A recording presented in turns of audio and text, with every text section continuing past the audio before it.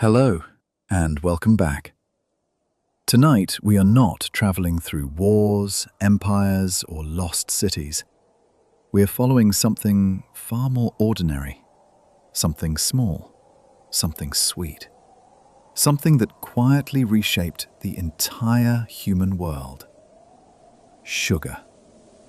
The white crystal that conquered kingdoms, built industries, fueled slavery, changed diets, and rewired the human brain. And it never stopped spreading. This is not a story about food. This is a story about power, about addiction, about trade, and about the slow transformation of humanity itself. And by the end of this journey, you may never look at sweetness the same way again. Dim the lights in your mind, get comfortable, and let's begin. For most of human history, sugar did not exist. There was no candy, no chocolate bars, no desserts waiting after dinner. Sweetness was rare, precious, almost mythical. The only sweetness humans knew came from fruit and honey. Honey was sacred, but it was dangerous. Bees defended it fiercely. Collecting it meant climbing cliffs, risking stings, and surviving nature itself.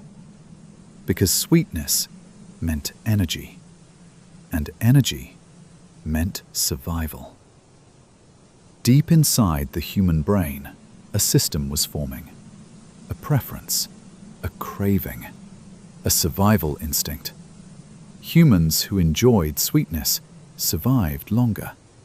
They ate fruit, stored energy as fat, lived through famine. So the craving stayed, passed down, encoded in biology, sleeping for thousands of years, waiting. Sugar began as a grass, tall, green, ordinary, growing in Southeast Asia thousands of years ago. Sugarcane. At first, it was just chewed raw, a strange plant with a sweet inside, a curiosity, not a product. But then came the discovery that changed everything. You could crush it, boil it, reduce the liquid until crystals formed.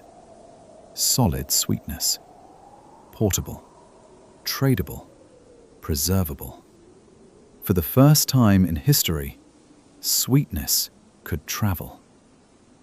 India became one of the earliest centers of sugar production. From there, knowledge spread. Persian traders carried it west. Arab merchants expanded it across continents. Sugar became known as sweet salt. Rare, expensive, luxurious. For centuries, it was not food. It was medicine. It was spice. It was wealth. Only kings could taste it regularly. But history never leaves things rare forever. When sugar reached Europe, everything changed. Europe didn't just like it. Europe fell in love. Completely. Sugar was exotic, foreign, mysterious. At royal feasts, entire sculptures were made of sugar. Castles, animals, entire landscapes, not for eating, but for display. Because sugar was no longer just taste, it was status, power, identity. The richer you were, the sweeter your life. Demand began to rise, slowly at first, then faster, then uncontrollably. Europe didn't just want sugar, it needed sugar. And that need would reshape the world map. But sugar could not grow in Europe. It needed heat, sun, tropical land. So Europe looked outward, across oceans, to the Caribbean. South America, tropical islands, and plantations were born. Sugar plantations were not farms, they were machines. Machines that needed land, machines that needed labor, machines that never stopped. To feed Europe's growing appetite, millions of enslaved people were forced into brutal labor. Sugar became one of the driving forces of the transatlantic slave trade. This is the hidden cost of sweetness. Behind every spoon of sugar was human suffering. Sugar was no longer just luxury, it was global industry. And it was growing faster than anyone could control. The world was changing. Steam engines began to replace muscle. Factories began to replace hands. And sugar was about to change with them. The Industrial Revolution did something sugar had never experienced before. It made it fast. Machines could refine sugar in massive quantities. Ships could transport it across oceans in weeks instead of months. Factories could process it non-stop, day and night. For the first time in history, sugar became cheap. Not rare, not luxury, not elite. Cheap. And when something becomes cheap, it becomes everywhere. Tea with sugar, coffee with sugar, bread with jam, desserts in every home. Sugar was no longer a symbol of wealth. It was becoming a daily habit, a normal part of life. And humanity had just crossed a threshold it did not yet understand. At first, it seemed harmless. People simply enjoyed sweetness more than before. But something subtle began to change.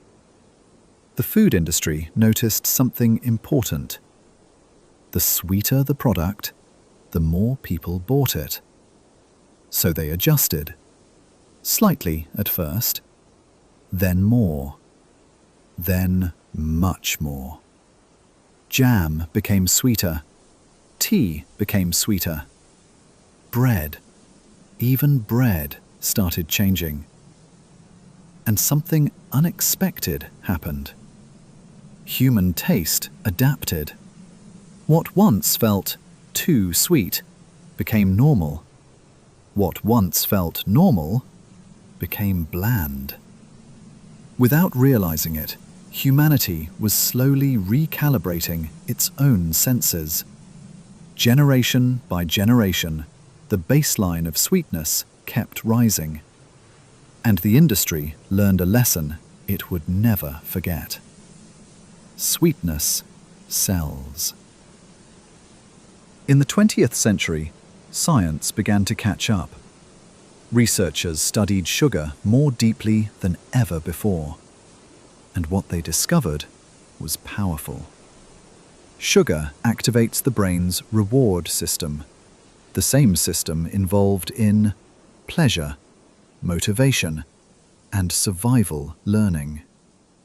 A chemical called dopamine is released, a signal that says, "This is good. Remember this. Do it again." Sugar wasn't just food. It was a message to the brain. But there was something important. The system was not designed for constant exposure. It was designed for rarity. Fruit in season, honey found in the wild, rare energy sources, not constant availability. And now, for the first time in human history, sweetness was everywhere. After World War II, everything accelerated again. Food production changed forever. Convenience became the goal. Instant meals, packaged snacks, ready-to-eat everything. Companies needed food that could last longer, taste better, and sell faster. Sugar solved all three problems. It preserved food. It enhanced flavor. It triggered craving. So it spread everywhere. Quietly, systematically. Not just desserts anymore, but bread, sauces, yogurt, salad dressings, soups. Even foods that didn't taste sweet contained sugar. And most people never noticed. Breakfast used to be simple. Bread, eggs, porridge. Then something changed. Cereal arrived. At first, it was plain, healthy, basic. But plain didn't sell. So sugar was added. A little, then more, then much more. Soon, breakfast became something else entirely. Bright colors, cartoon mascots, sweet flavors designed for children. And a new pattern emerged.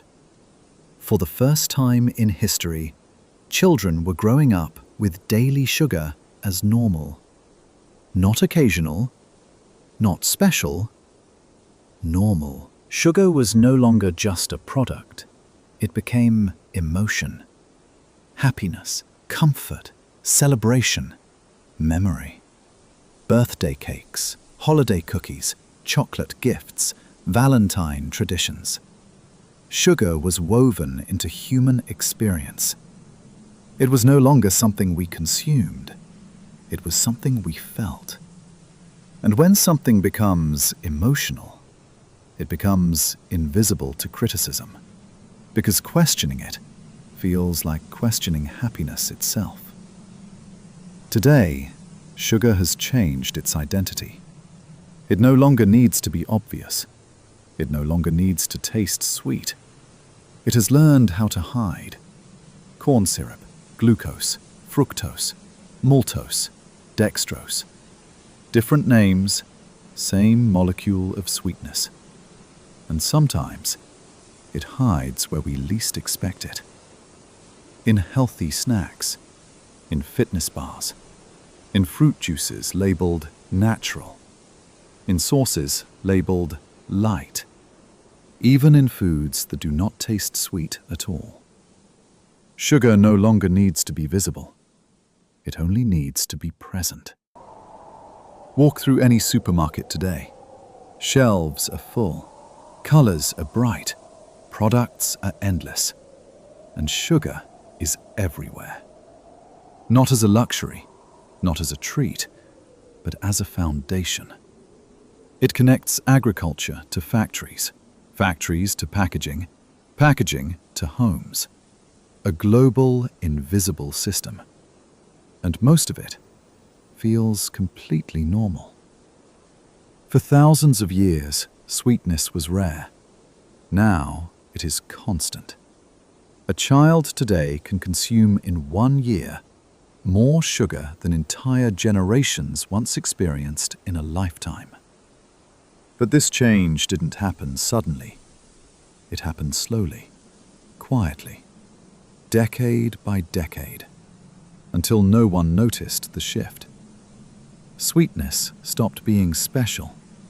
It became background noise. And when something becomes normal, it disappears from awareness. Sugar is not just food. It is infrastructure. Entire countries depend on its production. Entire industries depend on its consumption. Millions of jobs exist because of it. Agriculture, shipping, manufacturing, advertising, retail. Sugar connects them all. It is one of the quiet engines of the modern economy. Not seen, not questioned, but always present. We live in the most abundant food system in history. Food is cheap, fast, available everywhere.